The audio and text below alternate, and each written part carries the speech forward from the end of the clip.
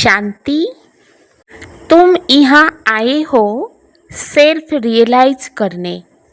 तुम अपने को आत्मा समझ परमात्मा बाप से सुनो, देही अभिमानी रहने का অভ্যাস করো।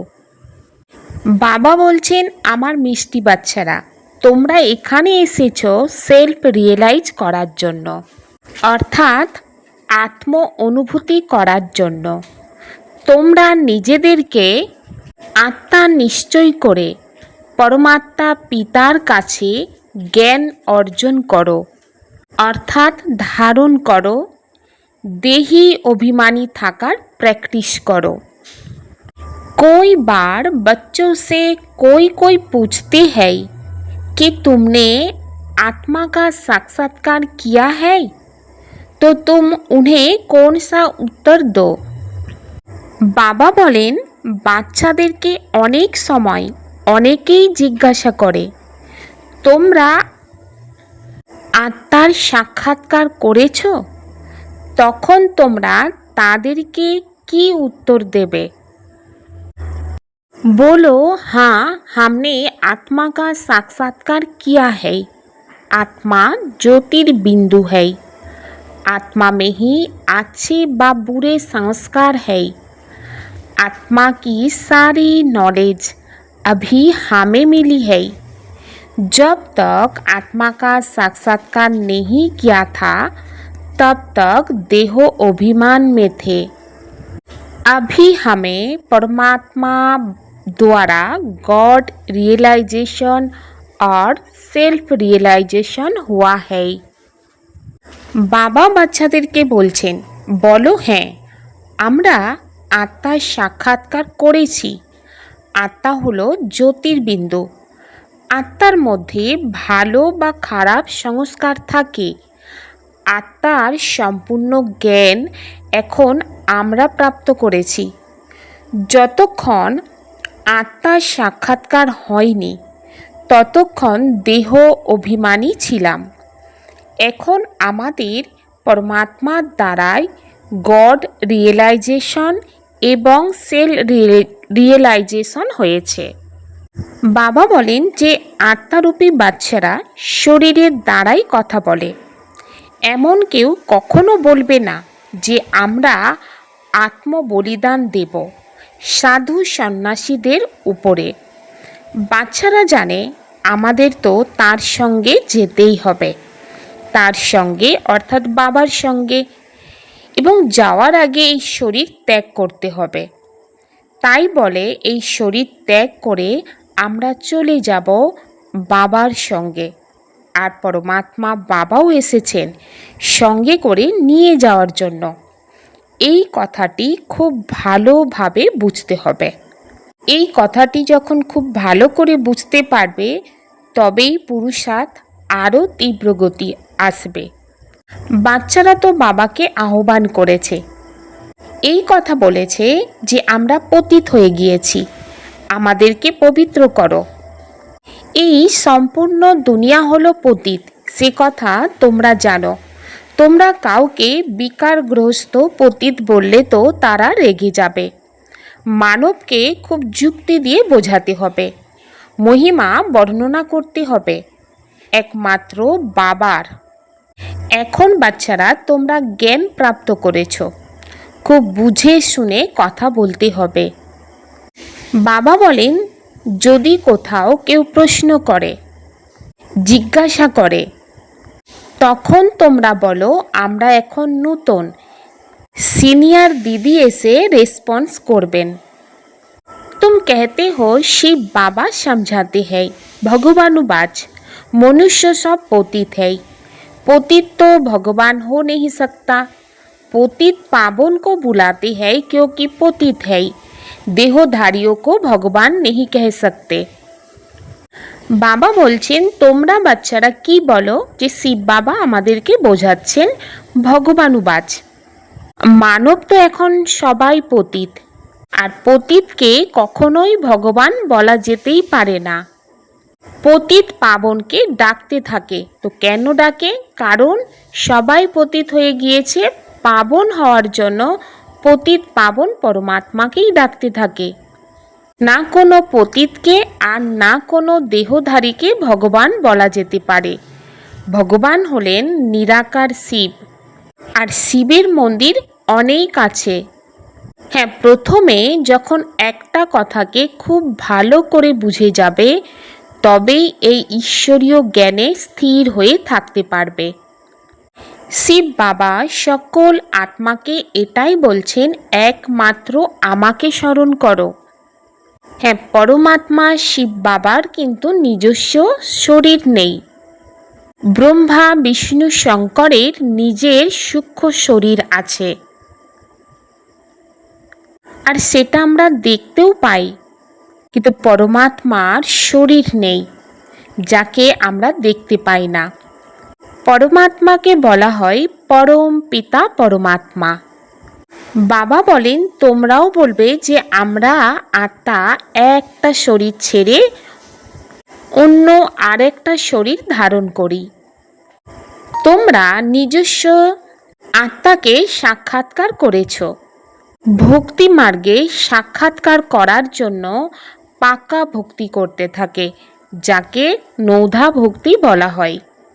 তো বাবা বলেন, ভক্তির মার্গের যারা ভক্তি করে তারা কখনো আত্মার সাক্ষাৎকার করেনি। কারণ কি? কারণ আত্মার সম্বন্ধে সঠিক জ্ঞান নেই। তো যদি সাক্ষাৎকার হলেও সঠিকভাবে বুঝতেই পারবে না যে আমরা আত্মার সাক্ষাৎকার করলাম না পরমাত্মার সাক্ষাৎকার করলাম। আত্মা কী জিনিস সেটাই মানব সম্পূর্ণ জানে না। বাবা বলেন, তোমরা জানো কথাবার্তা আত্মাই বলতে থাকে এবং সংস্কার আত্মার মধ্যেই থাকে। আত্মা যখন শরীর থেকে বেরিয়ে যায়, তখন না আত্মা না শরীর কথা বলতে পারে। আত্মা কথা বলে শরীরের মাধ্যমে। আত্মা ছাড়া শরীর কিছুই করতে পারে না। প্রথমে আত্মার পরিচয় ভালো করে পেতে হবে, জানতে হবে। তারপর পরমপিতা পরমাত্মার মাধ্যমে পরমাত্মার পরিচয় জানতে পারবে। বাবা বলেন, পরমপিতা পরমাত্মার সাক্ষাৎকার কিভাবে হবে? যখন নিজেকে অর্থাৎ আত্মাকেই জানে না আর না নিজেকে দেখতে পায়, তাহলে পরমাত্মাকে কি করে সাক্ষাৎকার করবে? হয়তো এ কথা বলে ভ্রুকুটির মাঝখানে এক তারা চমকাচ্ছে, কিন্তু মানবের এটা জানা নেই যে আত্মার মধ্যে 84 জন্মের পাঠ ফিক্সড থাকে। মানব দেহের অভিমানেই থাকে। এখন বাবা বলছেন যে দেহি অভিমানী হও, নিজেকে আত্মা নিশ্চয় করে আমার মাধ্যমে ঈশ্বরীয় মহাবাক্য শোনো। ঈশ্বরীয় মহাবাক্য শোনে কে? আত্মাই শোনে। আত্মাকে যে শোনায় তিনি হলেন পরমপিতা পরমাত্মা। মানবকে বোঝানোর জন্য মানব তো হবে না। এই আত্মিক জ্ঞান কারোর মধ্যে নেই। এই জন্য বলা হয় প্রথমে আত্মাকে জানো, সেলফ রিয়েলাইজ করো, অর্থাৎ आत्म अनुभूति करो। आत्मा खुद ही कहती है, आत्मा को हम रियलाइज कैसे करें, ये थोड़ी किसको पता है। हमारी आत्मा में कैसे सारा पाठ भरा हुआ है, साधु सन्यासी आदि कोई बता ना सके। बाप को ही आकर बच्चों को सेल्फ रियलाइज कराना पड़ता है। आत्मा নিজেই বলে যে আত্ম অনুভূতি কিভাবে করব। এটা কি কারোর জানা আছে যে আত্মার মধ্যে কিভাবে সারা পাঠ ভরা আছে? সাধু সন্ন্যাসীরাও তো এই কথা বলতে পারবে না। তো পরমাত্মা বাবাকে এসে বাচ্চাদের আত্ম অনুভূতি করাতেই হয়। এই জন্য বাবা বাচ্চাদেরকে বলছেন নিজেকে আত্মা মনে করে নিরাকার পরমপিতা পরমাত্মার কাছ থেকেই শোনো। আত্মার পরমাত্মার যখন মিলন হয় তবেই এই কথা আসে। হ্যাঁ, দুনিয়ার মানবের জানাই নেই যে পরমপিতা পরমাত্মা এই ধরাধামে কবে আসে এবং কিভাবে জ্ঞান শোনায়। আর এই সব কিছু না জানার কারণে মতের ভেদাভেদের মধ্যে চলে আসে। কারণ দুনিয়ার মানব সব কিছু নির্ভর করে শাস্ত্রের ওপর। আর বাবা বলেন, শাস্ত্রের আধারে না তোমরা আমাকে অনুভব করতে পারবে, না আত্ম অনুভূতি হবে। দুনিয়ার মানব তো বলেই দেয় আত্মাই হচ্ছে পরমাত্মা। বা বলেন, এই কথা বললে কি লাভ আছে? আত্মাই যদি পরমাত্মা হয় তাহলে পতিত থেকে পাবন কে বানাবে? ত্রিকালদর্শী কে বানাবে? কোনো আত্মাই তো আত্মা আর পরমাত্মার জ্ঞান তো দিতেই পারেনি। বা বলেন, এই জন্য তোমরা বাচ্চারাই বলেছ যে আত্মা নিজের বাবাকে জানে না সেই আত্মা তো নাস্তিক। আর দুনিয়ার মানব এই কথা বলেছে যে আত্মা ভক্তি করে না সে হচ্ছে नास्तिक। अब तुम्हारी बुद्धि में ये चित्रों की सारी नॉलेज है। स्कूल में भी स्टूडेंट पढ़ती है तो बुद्धि में सारी नॉलेज आ जाती है। छोटे बच्चे को किताब में दिखाया जाता है ये हाथी है, ये फलाना है। अब तुम इस ड्रामा को जान गए हो। তো বাবা বলছেন, এখন তোমাদের বুদ্ধিতে চিত্র আদি যে সারা নলেজ, এই নলেজ সব কিছুই তোমাদের মধ্যে এসে গিয়েছে। যেমন বাবা বলেন যে স্কুলে যে স্টুডেন্ট পড়াশোনা করে তো তার বুদ্ধিতে চিত্রের সব কিছু জ্ঞান এসে যায়। এখন তোমরা ড্রামার সব কিছু জেনে গিয়েছ। এই সারা চক্র বুদ্ধিতে এসে গিয়েছে। চিত্র সম্বন্ধে বাবা যে জ্ঞান দিচ্ছে এই জ্ঞান তোমাদের বুদ্ধিতে এসেছে, কারণ তোমরা হচ্ছে ব্রাহ্মণ কুলের, আর ব্রাহ্মণ কুলের আত্মাদের মধ্যেই এই জ্ঞান চলে আসে। অন্য আত্মারা তো ফালতু ডিবেট করতে থাকে। এই জন্য প্রত্যেক আত্মাকে আলাদা আলাদাভাবে বোঝাতে হয়। এই জন্য বাবা বলেন, প্রথমে বাবাকে আত্মাকে ভালো করে বুঝবে, তবেই ক্লাসে বসলে জ্ঞান বুঝতে পারবে। তা না হলে তো কিছুই বুঝতে পারবে না, সংশয় উঠবে। আত্মার জ্ঞান এখন তোমাদের এই সময় অর্থাৎ সঙ্গম যুগে মিলছে। কর্মের ফলাফল আত্মাই ভোগ করতে থাকে, আর আত্মার মধ্যেই সংস্কার থাকে। आत्मा सुनते থাকে এই শরীরের আধারে। बाबा ने समझाया है, तुम अपने को आत्मा निश्चय करो और बाप से बुद्धि योग लगाओ। जन्मों जन्मांतर भक्ति करते आई हो।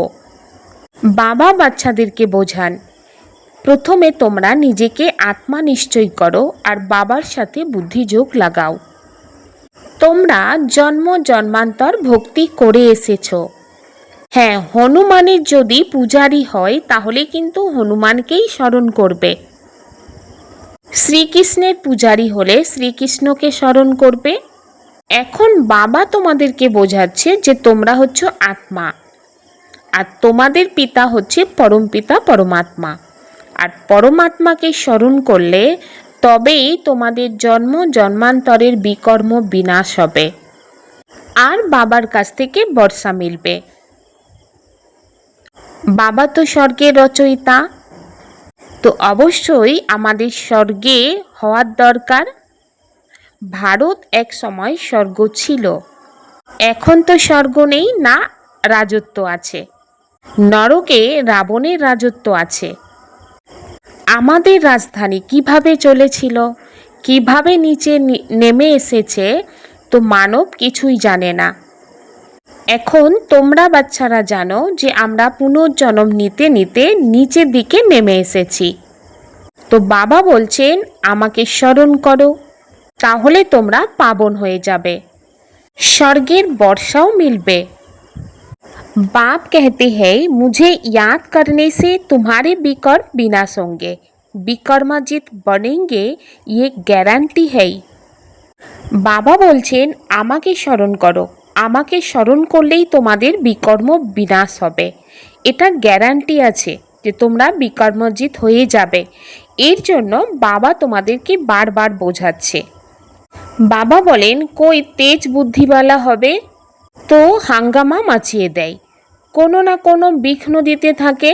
হ্যাঁ, যে হাঙ্গামা করবে তো তাদেরকে বলো একান্তে এসে জিনিসটাকে বোঝো। এখানের কায়দা 7 দিনের ক্লাস করেই বুঝতে হবে। কারণ এই জ্ঞান নূতন হওয়ার কারণে মানব সংশয়ের মধ্যে আসে। সত্যযুগে সবাই পাবন ছিল, কলিযুগে সবাই পতিত হয়ে গিয়েছে। পতিত আত্মা অনেক থাকে, পাবন তো অল্প সংখ্যায় থাকে। সত্যযুগে সবাই যেতে পারবে না। যে আত্মা পতিত থেকে পাবন হয় সেই আত্মাই পাবন দুনিয়াতে যেতে পারবে, বাকি তো সকল আত্মা নির্বাণ দুনিয়াতে চলে যাবে। হ্যাঁ, তোমরা বাচ্চারা এটা জানো সারা দুনিয়ার মানব এসে এই ঈশ্বরীয় মত নেবে না। এটা মুশকিল যে সারা দুনিয়াকে মত দেয়া।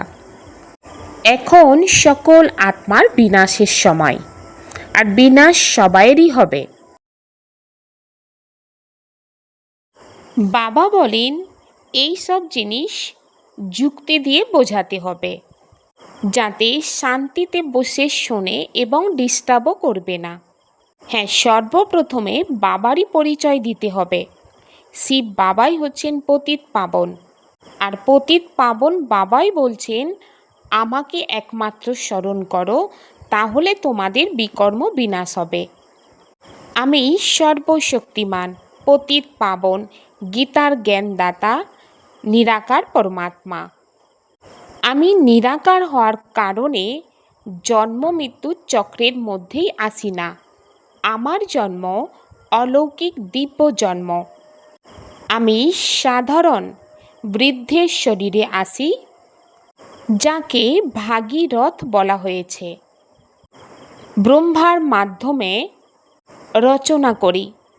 गाते भी है पतित पावन आओ, गंगा तो है ही, तुम पुकारते हो तो जरूर कहाँ से आएंगे। पतित पावन आते हैं पतित से पावन बनाने का पाठ बजाने। গাইতে থেকেছে পতিত পাবন এসো, গঙ্গা তো আছে, তবুও মানব ডেকেছে। তাহলে সেই পতিত পাবন পরমাত্মা কোথা থেকে আসবে? পতিত পাবন আসে পতিতদেরকে পাবন বানানোর পাঠ বাজাতে। বাবা বলছেন যে তোমরাও একসময় পাবন ছিলে, এখন তোমাদের মধ্যে খাত পড়েছে, অর্থাৎ তোমরা পতিত হয়ে গিয়েছ। আর এই খাত থেকে তোমরা তখনই মুক্ত হতে পারবে যখন পরমাত্মার সাথে যোগ লাগাবে, তখনই তোমরা পবিত্র হয়ে যাবে, আর এই পতিত দুনিয়ার বিনাশ হয়ে যাবে। হ্যাঁ, বাবা বলছেন আমি যেটা বোঝাচ্ছি সেটা তোমরা অনেক ভালো করে ধারণ করো। বাবা বলেন দেখো তোমরা 84 জন্মের পাঠ বাজাতে বাজাতে কতখানি পতিত হয়ে গিয়েছ। প্রথমে তো তোমরা পাবন ছিলে। বাবা বলেন এই জ্ঞান হচ্ছে সহজ জ্ঞান, এই জ্ঞানকে বুদ্ধিতে বসানোর দরকার। সকালে উঠে বিচার সাগর মন্থন করতে হবে। ফিরে যেসব আত্মারা তোমার সামনে আসবে তাদেরকে এই ঈশ্বরীয় মহাবাক্য শোনাতে হবে। এর জন্য বাবা বলেন যে মুরলির যে মুখ্য পয়েন্ট বাচ্চারা যেন নোট করে, ফিরে রিপিট করতে হবে, তবেই হৃদয় পাক্কা হবে। বাবা বলেন আমাকে স্মরণ করো আর বিকর্ম বিনাশ করো। এখন করবে কি না করবে সেটা তোমার মর্জি। হ্যাঁ, বাবার আদেশ মিলেছে, এখন তোমাদের পাবন দুনিয়াতে যেতে হবে। ফিরে পতিত দুনিয়াতে বুদ্ধিযোগ যেন না লাগে। सवेरे सवेरे उठकर विचार सागर मंथन करना है। बाप जो सुनाते हैं उसे नोट कर रिपीट करना है। दूसरों को सुनाना है। सबको पहले पहले बाप का परिचय देना है। बाबा बोलें बाच्चारा सकाले उठे विचार सागर मंथन करते हबे। बाबा जा ज्ञान प्रदान करें সেই সব জ্ঞান নোট করে রিপিট করতে হবে, অর্থাৎ অন্য আত্মাদেরকে শোনাতে হবে। সবাইকে সর্বপ্রথমে বাবার পরিচয় দিতে হবে। पावन दुनिया में चलने के लिए इस पतित दुनिया से बुद्धियोग निकाल देना है। পাবন দুনিয়াতে যাওয়ার জন্য এই পতিত দুনিয়া থেকে বুদ্ধিযোগ সরিয়ে আনতে হবে। नंबर 1 बिजनेसमैन बन। एक एक सेकेंड व संकल्प में कमाई जमा करने वाले पद्मा पदमपति भव।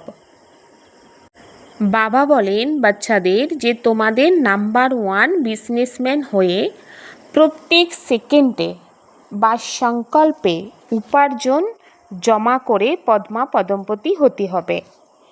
নাম্বার 1 বিজনেসম্যান হলো সে যে নিজেকে বিজি রাখা বা ব্যস্ত রাখার পদ্ধতি জানে। বিজনেসম্যান অর্থাৎ যার এক সংকল্পও ব্যর্থ যাবে না, অর্থাৎ বেকার হবে না। প্রত্যেক সংকল্পেই উপার্জন হবে। যেরকম পার্থিব জগতের বিজনেসম্যান এক এক পয়সাকে কাজে লাগিয়ে পদম গুণ বানিয়ে দেয়, এই রকম তোমরাও এক এক সেকেন্ড বা সংকল্প উপার্জন করে দেখাও, তবে পদমপতি হতে পারবে। এর দ্বারাই বুদ্ধির উদ্ভ্রান্ত প্লিজ